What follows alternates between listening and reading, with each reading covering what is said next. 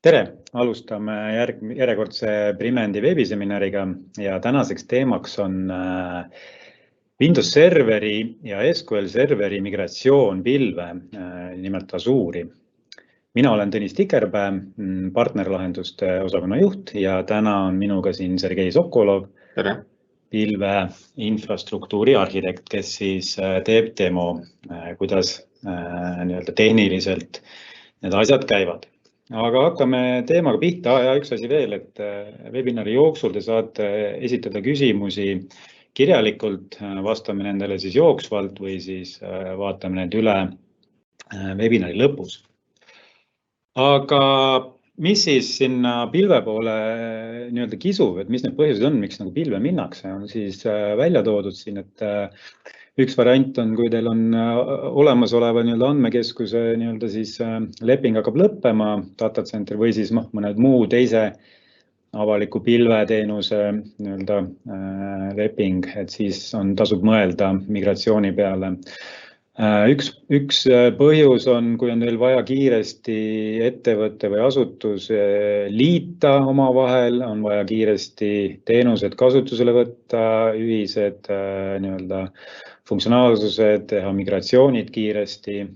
Siis kolmas variant on, kui teil on vaja kiiresti ressurssi, et maa peal võib-olla seda on nagu keeruline hankima hakata, kiiresti vaja mingid teenused kasutusele võtta, siis kindlasti pilves on see üli-lihtne.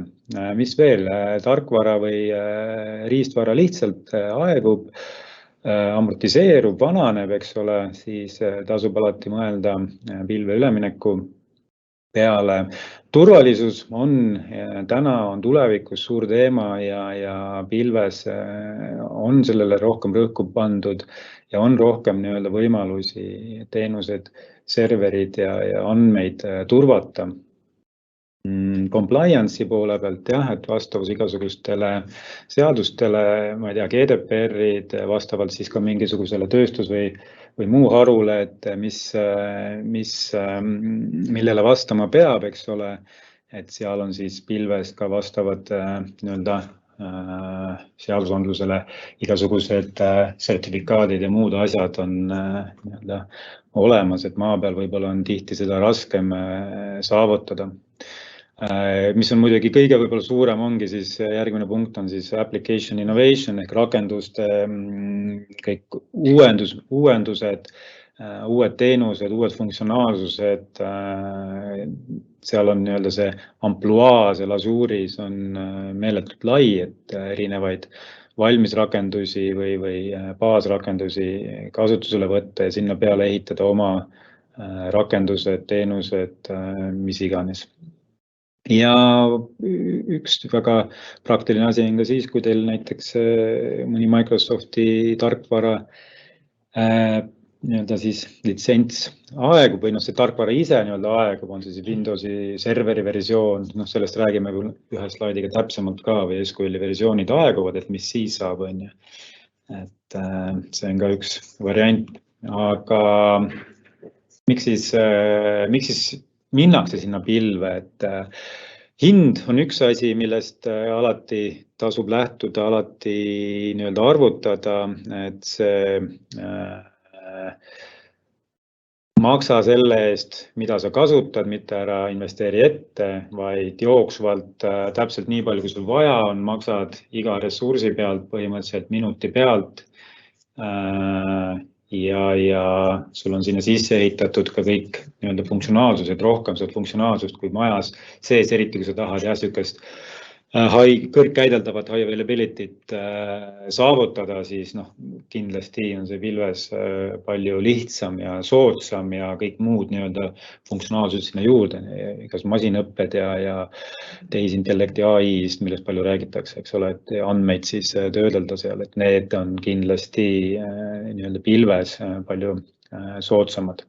Siis riskide maandamisest, security poole pealt on seal paljud lahendused, advanced threat protection sisse ehitatud, igasugused turvaauditid, kõik muud asjad, mis on saab kiiresti kasutusele võtta ja riskide maandamisega selle mõttes ka, et kui see maja sees nii-öelda siis pead neid servereid pidevalt nagu patch ima, update ima, siis seal pilves Azure'is on sul võimalik võtta need baasteenused, kus sa ei pea nii-öelda siis neid turvaparandusi ja igasuguste uuenduste peale mõtlema, vaid need jooksvalt on sul kõige uuem versioon peal, eks ole, ja see ka maandab sul siis nii-öelda turvariski, et seda on väga-väga palju nähtud, et mingi masin, mingi server on lihtsalt uuendamata ja sinna pääseb pahalane sisse, et selle poole pealt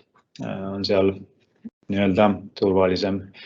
Ja loomulikult jah, et kogu see innovatsiooni pool, millest me rääkisime, et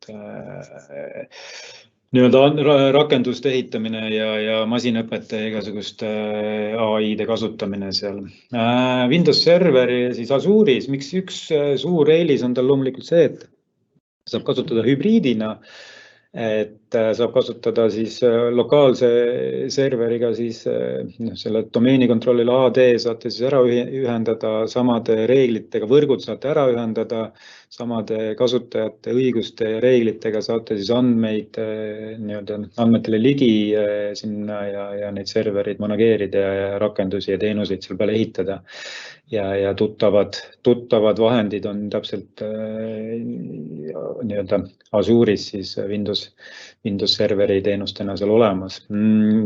Siis säästu poole pealt üks asi on see, et kui teil on veel majas vana mõni Windows Server 2008 või SQL 2008, siis Azure'i viies saate sinna veel tasuta turvaparandusi maja sees peate sellest eraldi maksma ja saab kasutada ära ka, kui teil on õiged litsentsid, nii-öelda Windows Serveri litsentsid koos tarkvara kindlustusega, siis saate neid samu serveri litsentse ära kasutada Azure'is ja kõvasti kokku hoida, et ei pea võtma virtuaalmasinat koos litsentsiga, vaid võtate oma maapealsed litsentsid kaasa.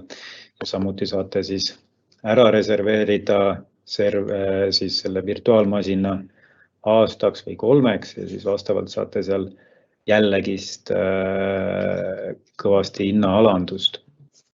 Ja security feature itest juba nii-öelda rääkisime. Aga jaa, et üks variant on siis nii-öelda servereid seal jooksutada pay as you go, et iga kuu maksate, nii palju kui kasutate. Mingi hetk vaatate, et esimene punkt on see, et kui teil on need maa peal litsentsid olemas, eks ole, siis saate litsentsid kaasa võttes. Litsentsi hind on tihti seal pool hinnast või kui mitte rohkem, eks ole. Et siis hoiate kohe virtuaalmasina hinnast pool kokku.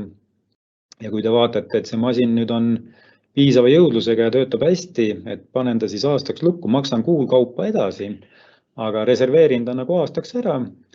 Või siis 3 aastaks ja siis kuu hind kohe kukub jälle ja hoian kokku seal jällegi kokku võib-olla pea 80% sellest, et tasub alati vaadata, mõelda. Microsoftil Azure'is on endal igasugused need cost optimization tool'id olemas, mis ta ise annab sulle soovitust. Et ütleb, et kuule, see masin, virtuaalserver on sul siin ilusti jookseb, et sa võiks selle ära reserveerida, sa hoiad 50%, 40% hinnast kokku. Ja siis need samad, mis ma mainisin, et sul on variant, kui teil on veel mõni SQL või Windows Server 2008, et siis ongi variant, et on-premise siis on sul variant, kas sa siis uuendad seda uue versiooni peale või ostad talle siis security update'i nii-öelda uuenduse paketi peale. Aga Azure'i viies saate siis selle security uuendused sinna peale tasuta või siis SQL'i puhul on teil võimalik need viia siis nii-öelda baasi peale, ehk siis seal siis nii-öelda kokku hoida. Aga jah, ma annan nüüd võib-olla sõna Sergeile, kes siis näitab ära, kuidas siis tehniliselt server ära migreerida maa pealt Azure'i keskkonda. Ole lahke. Kõigepealt näitan, et mis meil nii-öelda on-premises keskkond on. See on üks väike webcenter, 5-sphere keskkond. Webcenter üks XI host, mille peal jooksevad mõned Windowsi ja siin paar Linuxi masinad. Et kui me nüüd läheme Azure'i portaalile, et algusena me paiguldame Azure Migrate teenusse, siis loome uue ressurssi, paneme otsingusse Azure Migrate. Ja siis siit saab selle luua. Et kui see saab tehtud, see käib üsna kiirelt, siis ilmub selline Azure Migrate vaade siin. Ja siis me edasi saame nagu vaadata, et mida me tahame migreerida. Siin on võimalik nagu migreerida servereid, andmebaasi, webirakendusi, isegi on toetatud VDI keskkondade migreerimine. Ja Databox on nagu suurte üsna mahuliste andmemahtude jaoks, kus te nagu saate oma andmeid terabaitides nagu füüsiliselt saate sinna Azure'i paigaldamiseks. Et meid huvitab siis praegu virtuaalmasinate migreerimine ja esimese sammuna me peame tegema Discover. Et vajutame nupule Discover, siis ta küsib, mis keskkonnast me tahame virtuaalmasinat migreerida, on see 5-sphere keskkond, Hyper-V või mingi muu füüsiline või teise Hyper-V peal jooksev server. Et antud juhul on meil VMware'i keskkond ja siis meil on võimalus kas alla laadida selle Azure Migrate Appliance'i, mis on tegelikult üks Windows serveri masin evaluation litsentsiga, mis töötab pool aastat. Et kui teil mingil põhjusel see migreerimine võib võtta rohkem aega, siis poole aasta pärast on seda Windowsit litsenseerida. Või siis, kui teil on mingi muu server juba olemas, mida te saate kasutada, millel on piisavalt ressurssi, siis saate selle paketi eraldi alla laadida ja installida. Selle appliance'i paigaldust, antud juhul ma kasutasin OVA, siis selline VMware'i formaadis appliance'i. Et selle registreerimiseks Azure'i tuleb genereerida kood ja see kood sinna Azure appliance'isse panna. Et ma nüüd lähen sinna appliance'isse sisse. Et see on mul siin läbi mu desktopi lahti juba. Seal jookseb ainult üks veebiteenus sellise pordiga ja kohe, kui see lahti teha, siis ta teeb natuke kontrolli, et vaatab, kas Azure'iga on ühendus olemas, et see aja sünkroniseerimine on ka korras, et ei oleks mingit vahet. Et kõik versioonid on up to date ja siis üks väike asi, et on vaja nagu käsitsi tõmmata, siia tuleb üks link, ühe sellise VMware Virtual Disk Development Kit paketi ja siis õigesse kohta kopeerida seda. Nii, kui see on tehtud, järgmisena tuleb Azure Migrate'iga pilvas nagu ühendust võtta, tuleb sisse logida, sisestada oma Azure'i konto. Siis appliance saab sinna registreeritud ja järgmisena me paneme siia 5-sphere'i admini konto koos parooliga ja siis webcentri IP aadressi või nimed ja siis vajutame revalidate.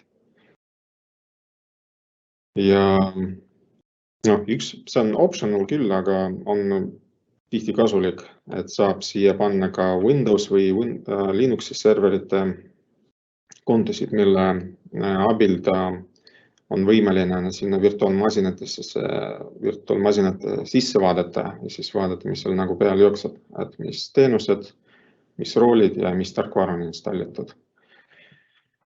Et siis need credentialid on ka siin erinevaid tüüpe, et on kas mingi domeeni credentialid, siis Linuxi omad, tavalised kohalikud Windowsi loginid ja SQL autentid. Et iga serveriga neid siduma ei pea, et siis ta seda teeb automaatselt. Et kui kõik need kontod on sisestatud, tuleb vajutada Start Discover ja kui on sellise väikse keskkonna puhul see võitis umbes 5-10 minutit aega, kuni kogu info minu virtuaalmasinate kohta jõudis sinna Azure'i. Et siin me näeme, et ta leidis 8 masinat. Üks neist on SQL serveriga, SQL teenusega. 6 neist on siis Windowsiga ja 2 Linuxit. Järgmisena me peame tegema assessmenti. Et assessment on siis hindame, et kuidas need kõik virtuaalserverid sobivad meile pilve migreerimiseks. Neid assessmenteid on võimalik grupeerida, et me ei pea terve kogu meie keskkonda skaneerima, et me saame valida ainult teatud masinaid, mida me sooviks sinna pilve migreerida ja siis ta teeb assessmenti ainult nendest. Et siin on mul 2 sellist gruppi tehtud. Ühes on 4 virtuaalmasinat, teises on 1, see on spetsiaalselt SQL jaoks. Ja siis me vaatame seda assessmenti tulemust. Et siin on meie need osad valitud masinad. Näitab nende spetsifikatsioone, opsüsteemi. On võimalik ka skännida dependency't, aga see vajab agendi installeerimist. See on selline eraldi protsess. Vajab 2 installika paigaldamist sinna serverisse. Tuleb natuke seadistada, ühendada ühe workplace'iga, mida see dependency kuidas see aitab, see näitab neid sõltuvusi virtuaalmasinate vahel. Et siis ta pärast joonistab siin sellise pildi, kus te näete, et mis masin suhtleb mis portidega kõikide teiste masinatega. Et siis aitab aru saada, et mis on nende seosed, siis arvestada nendega, kui te koolite mingid masinat Azure'i. Siin demokeskkonnas need masinad ei ole omavahel seotud, sellepärast ma seda agendi installimist ei kasutanud. Nii, siin on natuke infot selle appliance'i enda kohta. Kui mingi probleem saab kõigepealt vaadata, kas kõik need teenused protsessid käivad, et see ühendus on olemas. Siis läheme tagasi siia assessment'ite peale. Jah, siin on assessment, mis on mõeldud virtuaalmasinate jaoks, Azure VM ja siis SQL jaoks. Et Azure Migrate ka annab oma soovitusi, et kuidas mul on seda migreerimist parem teha, mis kas Azure SQL database, sellest räägime hiljem, või manage instance või virtuaalmasin koos SQL-iga. Praegu siis vaatame seda Azure VM-i assessmenti. Vaatan sinna peale.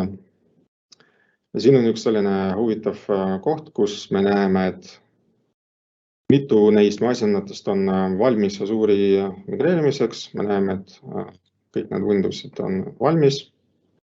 Ready with conditions, siis mingid hoiatused on ka paari masina kohta, et siis me saame vaadata.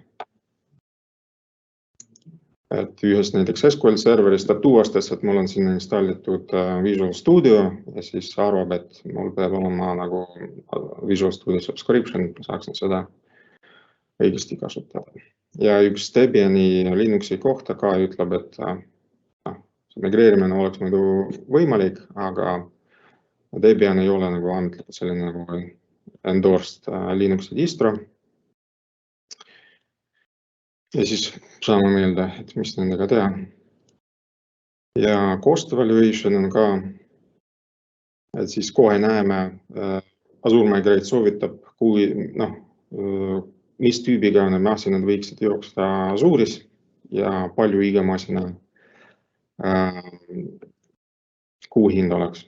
Et siis kokku on näiteks meil on, kui ma migreerin kõik need 4 tükki sinna Azure'i, et siis on umbes 200 € kuus, aga siin me saame ka nende parameetritega natuke mängida. Kui ma vajutan Edit Properties, siis see assessment oli tehtud mõttega, et ma tahan näiteks, et kõik need masinad jookseks mulle sellises datacentris, mis on kõige lähim meile Eestis ja kasutaks premium managed kettaid, sest nagu kõige kiiremad kettad, mis seal Azure'is saadaval on.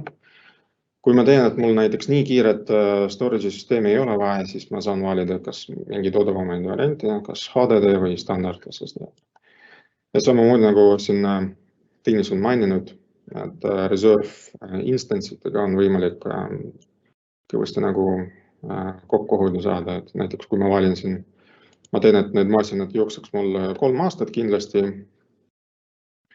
saan valida siin 3 aastat, vajutan save ja siis ta taustal mulle teeb ümber arvutuse. See võtab mõned sekundid aega. Siis ma näen, et kui 3 aastaks võtta, mis kuu hind oleks umbes 2 korda väiksem hind. Siis saab proovida teiste parameetritega siin näiteks, et see ongi comfort factor näiteks, kui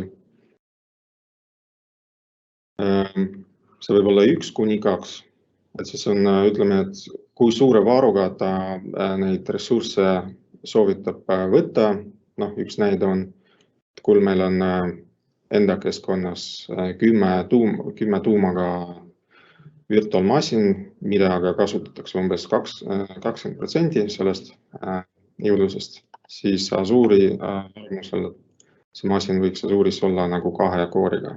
Aga kui see comfort factor on näiteks 2, siis ta paneb 2 korda rohkem ressurssi, siis 4 koori. Nii, kui meil on assessment tehtud, järgmine samm on virtuaalmasinate replikeerimine. Siin on selline migration tools koht, saame vajutada replicate. Küsib, mis masinad ma tahan replikeerida, et meil on see VMware masinad, valin appliance'i.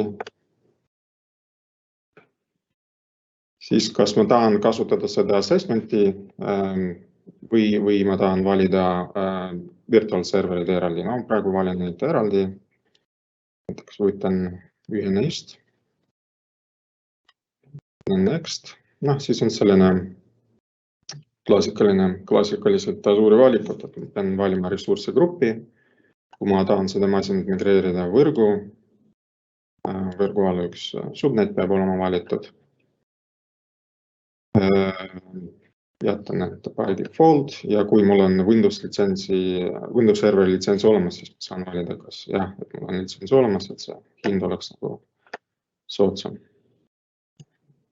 Panen next. Siis ma saan valida seda masina tüüpi, mida ma tahan Azure'is jooksutada. Kui mul on praegu sellel 2 tuuma, 4 giga RAM-i, ma saan kogu sellest nimekirjast nagu valida. Mulle sobivad näiteks B2, on ka samamoodi 2 koori 4 giga RAM-i. Ketas on SCSI, kuna ta ongi nagu SCSI kontrolleriga seal. Panen next. Siis ma saan valida kõvakett tüüpi, kas standardne kõvaketas või standardne SSD või premium SSD.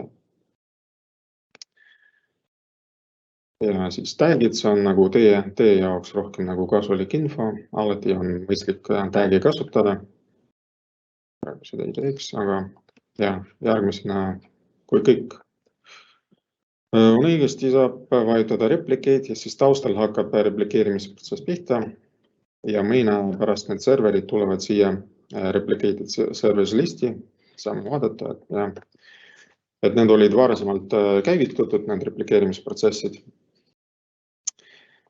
Ja see protsess nagu käib taustal ise teatud intervallidega, et siin ta näitab, et näiteks last sync oli, kuigi protsess oli käivitatud selle eile, aga siis viimase syngi aeg on just 3 tundi tagasi.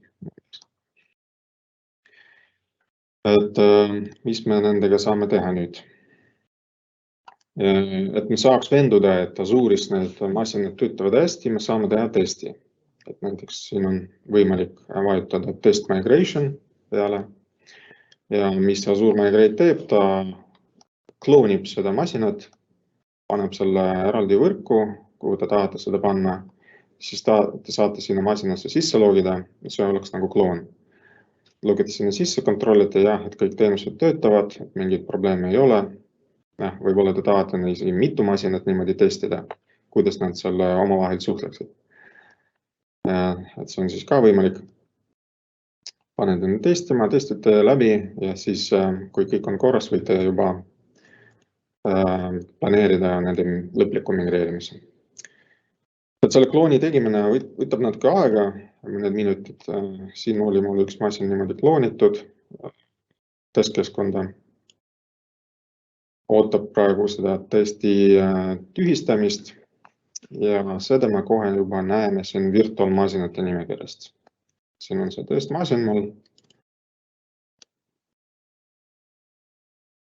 Info, parameetrid, et siin on see IP aadress, mis ta sai juba Azure'i võrgust. Me saame siis sinna sisse logida, et login sinna sisse mitte läbi mingi avaliku IP aadressi. Site-to-site ühendust mul ka ei ole praegu minu keskkonnaga ja Azure'iga, aga on selline hea võimalus nagu Bastion, Azure Bastion. Et see on selline vahepealne võrk, mille kaudu te saate siit otse Azure'i portaalist sinna serverisse RDP või Linuxi puhul SSH ühenduse luua. Ma panen selle masina credentialid, connect ja siis eraldi aknas peaks tulema see RDP sessioonid. See on see masin, siin ma saan juba ringi vaadata, et kas kõik on korras ja siis kui on kõik korras, saan selle testi lõpetada, et lähen tagasi siia Azure Migrate alla, replicating service. Vahetan masina peale ja vahetan clean up test migration, siis ta kustutab selle testmasina ära. Ja siis kui ma olen valmis migreerima, siis vahetan migrate ja esimesena ta pakub, et kas ma lülitan selle originaalse masina välja, et kui ma jätan praegu valiku yes, vahetan migrate, siis ta paneb selle virtuaalmasina mul kinni ja neid delta muudatusi. Ta kolib ära ja siis paneb selle masina Azure'is käima. Kuna see võtab ka natuke aega, seal mõned minutid, et me kohe seda ei näita, et me ei peaks ootama. Et põhimõtteliselt nagu see protsess käibki niimoodi.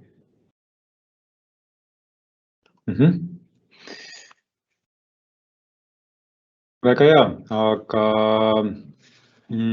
serveri migratsiooni pealt, ja kui on küsimusi, kirjutage.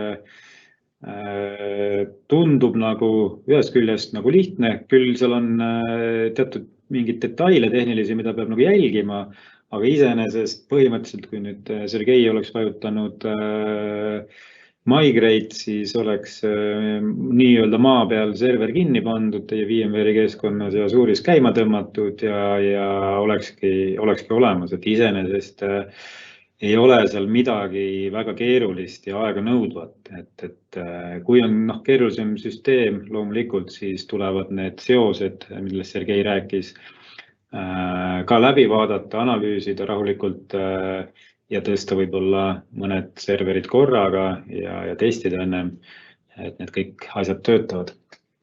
Okei, aga liigume siit edasi. Üks väikene nii-öelda soovitus ka, et enne kui te hakkate võib-olla seal serveris neid serverid migreerima sinna Azure'i, siis alati tasub mõelda natukene selle baasarhitektuuri peale, kuidas see keskkond üles ehitada, alates võrgust, alates adminide ligipääsuõigustest, nii-öelda sinna tuleb teha siis need Azure'is sellised landing zone'id, kus on siis teenused, kus on siis turva nii-öelda ligipääsu grupid ja nii edasi, et on olemas selline asi nagu Azure Cloud Adoption Framework, millest me eelmisel seminaril ka rääkisime, võite seda järgi vaadata, et alati siis mõelda, et algus see baas arhitektuur ilusti paika panna, see on tulevikus lihtsam, kui te neid teenuseid ja serverid sinna juurde panete, et te teate, et see on ilusti turvaliselt üles ehitatud, et ta on tehniliselt nii-öelda parimate praktikate järgi üles ehitatud ja ta töötab nii-öelda kõige optimaalsemalt ja ka kulu mõttes, et niisugune see adoption framework tasub alati läbi vaadata ja see ülesehitus sellest lähtuvalt siis teha. Okei, aga lähme siis andmebaaside migratsiooni juurde. See jutt algus on põhimõtteliselt sama, et miks siis andmebaase sinna Azure'i migreerida, et mis ma alguses rääkisin, et ongi, kas siis on olemasolev riistvara või tarkvara nii-öelda aegumas, lõppemas või teil on vaja kiiresti suurt andmemahtu nii-öelda saada või te võtate kasutusele juurutate mingisugust rakendust, mis vajab suurt andmemahtu, et siis sealt saab selle kiiresti kätte. Samamoodi jällegi see kulupool, et see saate kuutasu põhiselt neid vastavalt, mida te kasutate, nii palju maksta ja nii edasi ja nii edasi. Mis variandid siis seal Azure'is on? Meil on siis millest me räägime, on siis, kui teil näiteks maa peal on, siis on-premises te peate ise kõik alates riistvarast kuni sinna üles andmebaasideni ja rakendusteni välja, nii-öelda haldama, uuendama, turvama ja nii edasi. Kui me võtame siis Azure'i kolime ja läheme siis IaaS variandi peale, siis tähendab see seda, et me migreerime virtuaalmasina sinna ja ise siis kuni alates tähendab siis op-süsteemist, serveri op-süsteemist vastutame ise andmebaaside ja andmete ja rakendustega.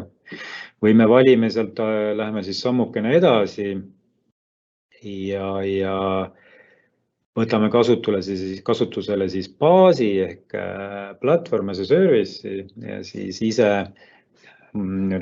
Azure siis vastutab kõik alt kuni siis andmebaaside patch imiseni, high availability, disaster recovery, backup'id ja kõik muud asjad, et meie siis seal andmebaasides ainult nii-öelda vastutame siis andmete eest ja rakenduste eest ja siis saame sinna peale ehitada veel siis tarka igasugust nii-öelda turvalisust ja masinõpet ja nii edasi.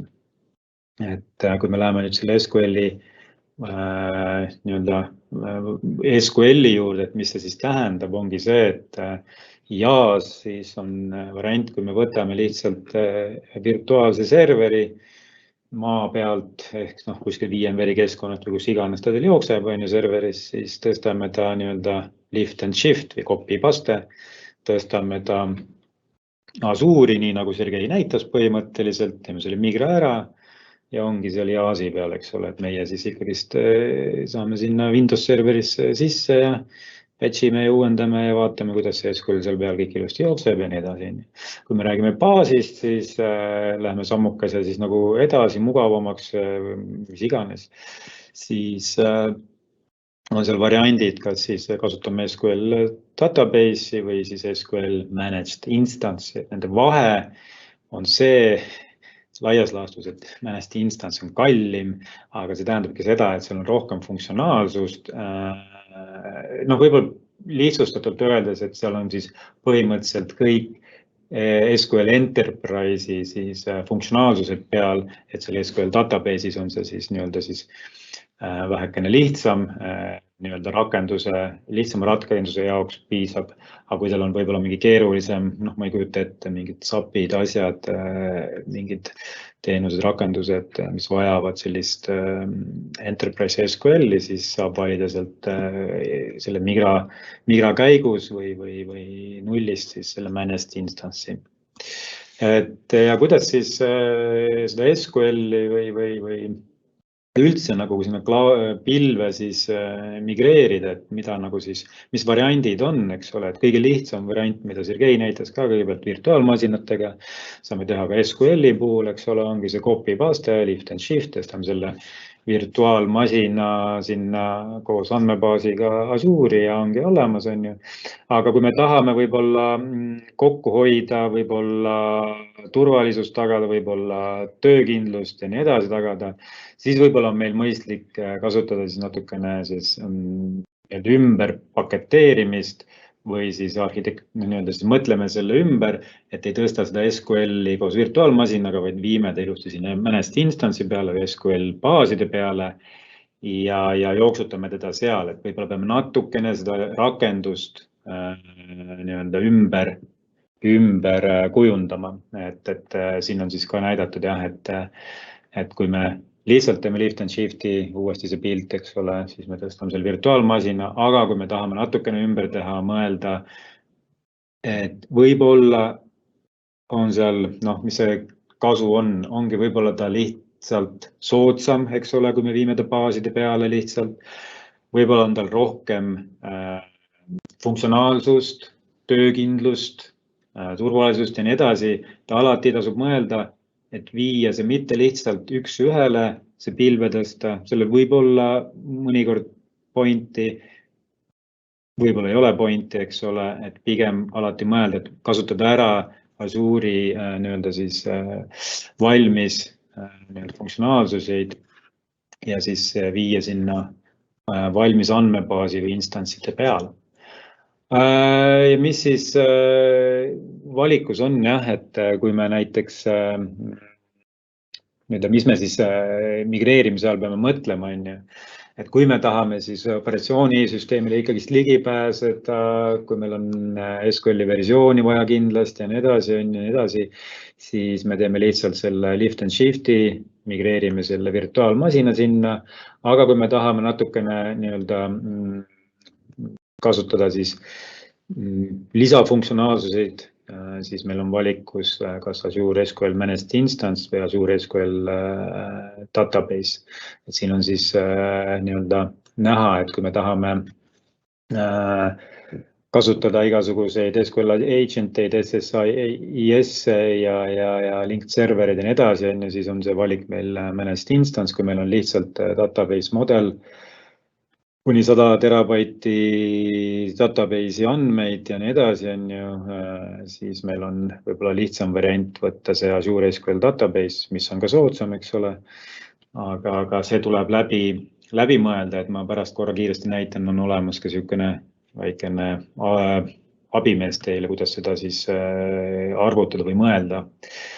Okei, et kuidas siis jällegist nii-öelda siis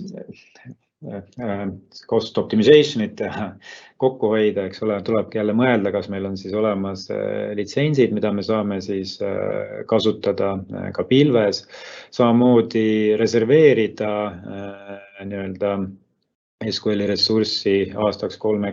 On olemas ka Azure'is DevTest subscription, Visual Studio subscription, mida siis saate siis ongi siis arendamiseks ja testimiseks kasutada, mitte siis live keskkonnas, aga seal on siis jah, kõvasti soodsam seda teha, et alati tasub see kasutusele võtta, kui teil on DevTest keskkond, siis saab sealt sellise Visual Studio subscription'i, kus te saate neid teste ja arendust teha ja siis sealt edasi viia järgmise subscription'i peale, mis on siis võib-olla nii-öelda tasuline, kallim nii-öelda ja siis seal jooksutada asju, mis on live'is.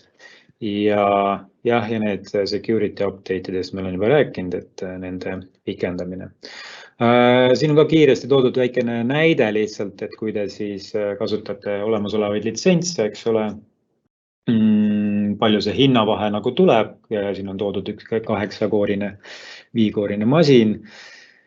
Et mis ta siis oleks Azure'is, kui te kasutate poole võrra, on ta siis soodsam ja 180 päeva saate ta siis nii-öelda siis mõlemas kohas neid litsentse kasutada, et selle aja jooksul võiks see üleminek, migratsioon toimuda ja võrdlus siis AWS-iga näiteks, et jah, et kui te siis nii-öelda Microsofti teenuseid ja tooteid kasutate, siis ilmselgelt on ta siis Azure'is odavam, et ei tasu neid asju siis AWS-i peal jooksutada.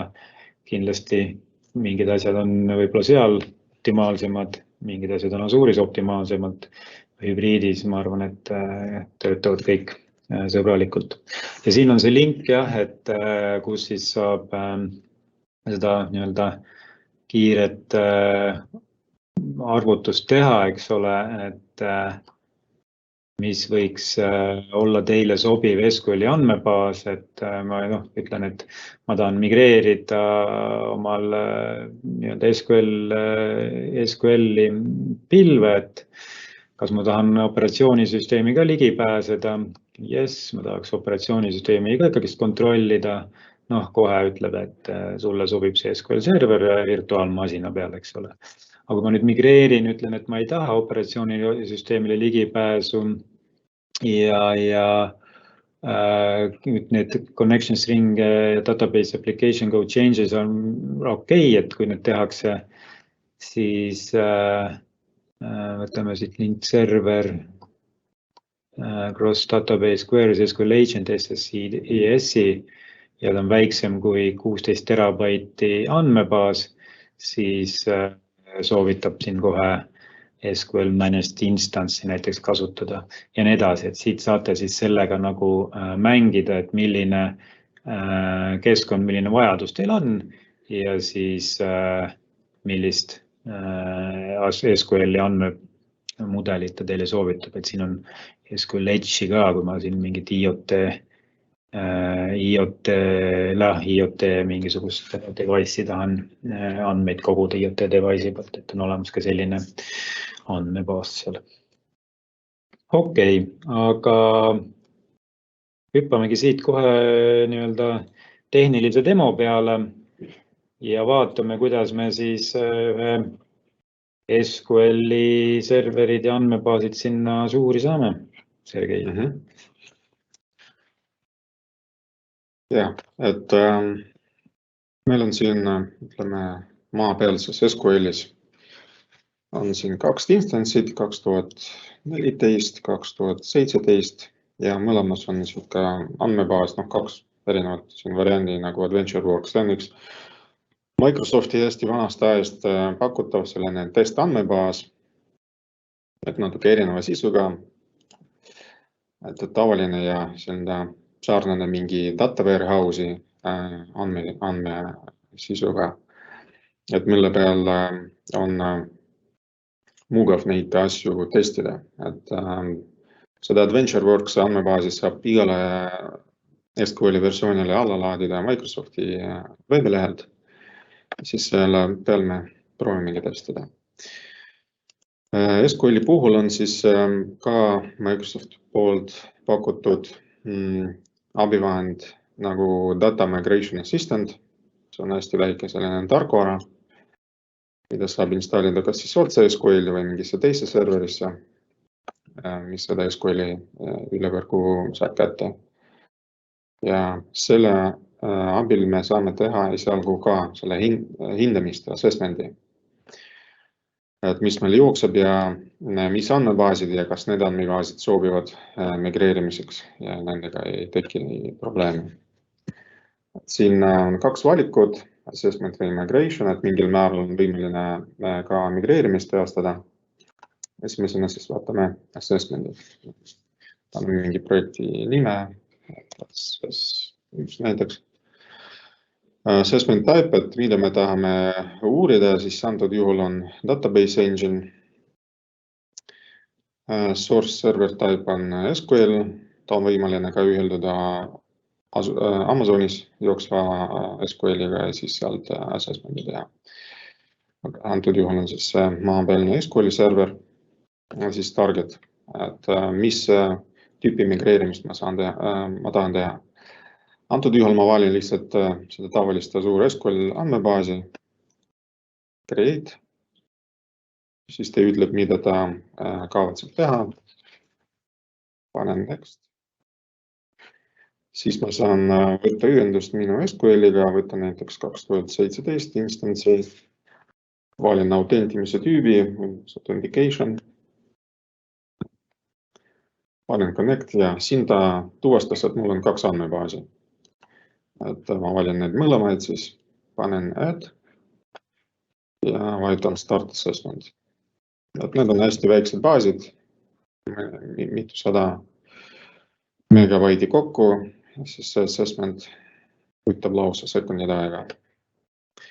Ja ainuke hoiatus, mis ta nende baaside puhul annab, on see, et Azure SQL Database toetab ainult kas SQL-i autentimist või Azure Active Directory autentimist. Aga mul on ka siin, kuna see on mul Windowsi serveris, siis on ka Windowsi autentimine, mis ei ole natiivselt seal toetatud.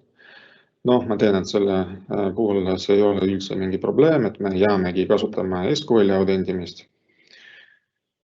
Siis ma saan vahetada compatibility issues, et mõlema baaside puhul ei ole ühtegi kommentaari, et on compatibility issues, et siis on kõik, mõlemad need sobivad hästi migreerimiseks. Kui ta tuvastab, et andmebaasi sees on midagi sellist, mis tekitaks peale migreerimist probleeme, siis see Migration Assistant kohe annab ka soovitusi, kuidas need probleeme lahendada. See on ka üsna hea, et see ei ole lihtsalt see, et kas saab või ei saa migreerida, vaid siit saate ka infot, et mida täpselt peab tegema, et neid võimalikke probleeme saaks enne migra lahendatud. Et neid probleeme on ka nagu kaks sorti, üks on sellist kriitilismat sorti, mis ei lase andmebaasi migreerida ja siis on ka hoiatused, et see migreerimine iseenesest nagu õnnestuks, aga peate arvestama mingit teatud nüanssidega. Nii, kui see assessment on tehtud, saame vahetada upload to Azure Migrate ja siis kogu see info jõuab sinna Azure portaali. Ja seda me saame siit näha databases migrations. Siis ma saan valida need andmebaase. Siin on need andmebaaside nimed, nende maht, ready for Azure SQL DB ja for Azure SQL VM, et mõlemad migreerimisvariandid on võimalikud. Targeti, kui ma valisin Azure SQL Database, siis ma kasutan seda varianti. Siis ma lähen tagasi siia serverisse, Data Migration Assistanti ja siis ma teen migration projekti. Migration üks näiteks. Valin samu parameetreid, saan migreerida kas andmebaasi skeema koos andmetega või ainult andmeid või ainult skeema. Vajutan praegu skeema NData. Panen create, siis jälle ta tahab nagu võtta ühendust minu SQL-iga. Panen connect ja siis valin andmebaasi. Tahan näiteks seekord Data Warehouse andmebaasi kolida. Siin on muidugi see ka, et kuhu ta kolib. Et enne seda te peate Azure'is looma SQL serveri. See on selline mitte virtuaalmasin, vaid see on selline teenus. Siin ta on, SQL Database demo. SQL teenus, mis hakkab hostima kõiki neid andmebaasi, mida te sinna loote. Siin saame näha, et SQL database'is siia olid tehtud loodud andmebaasid, need võivad olla samade või erinevate parameetritega. Ja, et kõigepealt, et saaks nagu baasi migreerida, teil peab olema tehtud üks tühi andmebaas. Andmebaasi loomine on ka lihtne protsess, et saab SQL database. Panen create. Siis jälle valin ressursse gruppi, panen mingi andmebaasi nime, näiteks test DB1. Ja siin ma peangi valima selle SQL serveri nimekirjast. Compute plus storage, see on siis, kui võimas andmebaas mul oleks. Siin ma kohe näen seda kuu hinda et palju selline andmebaas läheks maksma. By default on muidugi selline üsna suur hind, aga kuna ma tean, et see andmebaas on hästi väike, siis ma muidugi tahan neid parameetreid ära muuta. Et siin on see pricing või purchasing model on vaikimisi pakutav V-Core'i tuumadepõhine, see sobib rohkem sellistele ärikriitilistele suurematele andmebaasidele. Minu puhul ma valin sellise DTU. DTU on siis Database Transaction Unit, sellised nagu juurdluse ühikud. Et valin selle mudeli standardiks. Siin on ka basic, kuigi basicus on antud baasi puhul isegi sobiks basic, kuna ta on kuni 2 giga, aga ütleme, ma tahan mingi varuga võtta. Et DTU uniteid on võib-olla siis 10 kuni 3000, siis me näeme, kuidas muutub see kuu hind. Loomulikult nii palju ei ole vaja, pane näiteks 20. Seda saab pärast muidugi jooksvalt muuta, kui te näete, et näiteks see juurdlus ei ole antud andmebaasi juhul piisav. Ja siis valin maksimaalse andmebaasi suuruse. Jälle saame näha, kuidas see mõjutab hinda. Mitte nii kõvasti nagu nende DTU, näiteks 5 giga. Panen apply. Andmebaasi replikeerimine, kas ma jätan selle lokaalsesse datacentrisse Azure'i või siis replikeerin teiste datacentrite vahel. Seda mul ei ole kohe vaja. Et siin on ka selline koht, kui tahate andmebaasi teha avalikuks läbi interneti, mis võib-olla seal turvalisuse poole pealt vaadates ei ole kõige parem ette. Aga antud juhul ma teen seda, kuna selle Azure'iga mul ei ole siin site-to-site tunnelit tehtud. Kui on site-to-site tunnel tehtud, siis muidugi seda avalikku ligipääsu pole vaja teha, et saab luua selliseid private endpoint'id ja nende kaudu siis ühendada nende andmebaasile. Aga isegi kui mul on avalik, public access lubatud, siis ikka ma ei luba seda igalt poolt, ma saan lubada seda ühendust ainult teatud IP aadressitel. Siin ta kohe pakub, et kasutab minu sellest IP aadressit, kus ma hetkel istun, et loob automaatselt selle jaoks nagu tulemüüri reegli, ma saaksin pärast selle andmebaasiga ühendust saada. Panen praegu yes. Next. Ja siin ma saan vaadata, et kuidas see andmebaas siis algu oleks, et use existing data none, kui ma jätan none, siis tuleb tühi andmebaas. Ma saan valida ka backupi, eelnevalt mul peavad olema mingi SQL andmebaasi backup, kuskil Azure'i üles laetud, et ma saan kohe selle andmebaasi luues seda backupi kasutada taastamiseks. Või sample, see on üks näide, et siis ta siin ka kasutab seda AdventureWorks light versiooni andmebaasist. Mind huvitab praegu tühi andmebaas. Saan valida database collationi ja siis next, jälle tagimine, kasulik, hetkel ei tee. Next ja panen create. See andmebaasi loomine ka võtab seal võib-olla mingi minut aega. Et ootame ära, kuni see valmis saab. Siis nii kaua ma lähen siia tagasi migrationisse. See SQL server oli mulle eelnevalt siia lisatud, ta on sellise nimega, SQL.demo1. See muidugi kasutab ainult SQL-i autendimist. Administratori parooli. Python connect. Et hetkel see andmebaas on alles loomisel. Siis natuke peab ootama, kuni see jõuab sinna listi. Eelmistest testidest on siia jäänud ka 2 andmebaasi. Ma saan tegelikult neid ka kasutada. Aga ootame, kuni see uus baas testid saab. Muidugi, kuid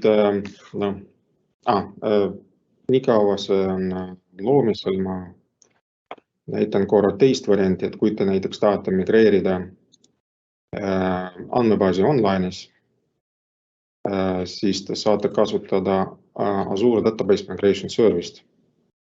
Et sellel on natuke keerulisem setup, aga kui teil on mingi suurem sorti andmebaas, mida te ei saa näiteks ühe katsega ümber tõsta ja siis võib-olla te tahate proovida online migreerimist. Online migreerimine nõuab seda, et teil on maapealsest andmebaasist tehtud mingile võrgushare'ile backup ja sisse lülitatud selline asi nagu log shipping, et siis ta kirjutab ka sinna neid transaction logisid ja see Database Migration Service on võimeline sealt neid backup'e võtta ja siis sellega kaasneb siis suhteliselt nagu väike downtime, kui te pärast tahate juba selle andmebaasi lõplikult ära migreerida, et siis te ei pea ootama, kuni kogu see maht tuleb Azure'i. Nii kaua see andmebaas sai valmis. Lähen tagasi sinna.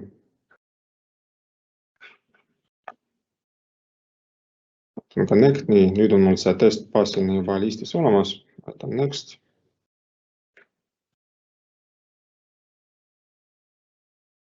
Esimesena ta pakub mulle, mis osa struktuurist ma tahan üle viia, vaiki, mis on valitud kõik need skeema objektid. Siis vajutan Generate SQL script.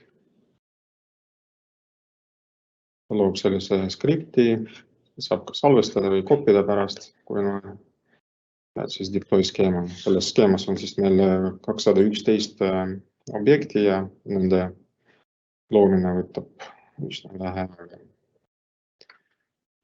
Nii, see sai tehtud ja nüüd, kui mul on toimunud vahepeal mingid muudatused, ma saan uuesti selle skeema deployda, nagu redeploy skeema, või siis hakata andmeid migreerima. Vajutan migrate. Saan valida, kas kõiki neid tabeleid, siin on 30 tükki, et meil see demo oleks natuke kiirem, siis ma võtan ainult ühe neist või paar tükki. Siis vajutan start data migrate. Nii, ja need tabelid said migratud. Nüüd ma saan seda SQL-i avada kas SQL Management Studios või siis Azure Data Studios. Azure Data Studio installitakse viimaste SQL Management Studiotega automaatselt ka. Ja siis, kui olete harjunud SQL Management Studioga, siis see oli mul siin juba eelnevalt ühendatud, võtan refresh. Database'is ja siin on mul see andmebaas ja vaatan, mis tabeleid meil siin on. Ja kuna see struktuur on olemas, aga andmed mul eksisteerivad ainult nendes tabelites, milliseid ma migreerisin siia. Ja siis see ongi selline protsess, mida on mõistlik kasutada, kui andmebaasil ja kui te ei kasutata mingit advanced funktsionaalsust nagu reporting services, integration services, et on mingi rakendus, mille jaoks on tehtud mingi connection ja kasutab ainult ühte konkreetset andmebaasi ja see andmebaas ei ole seal ülisuur. Siis pärast, mis teil jääb, on aplikatsioonist ja muudate selle connection stringi, siis läbi avaliku nimet või kui teil on tehtud tunnel, siis läbi private endpointi ja siis rakendus kasutab juba andmebaasi uuest asukohast.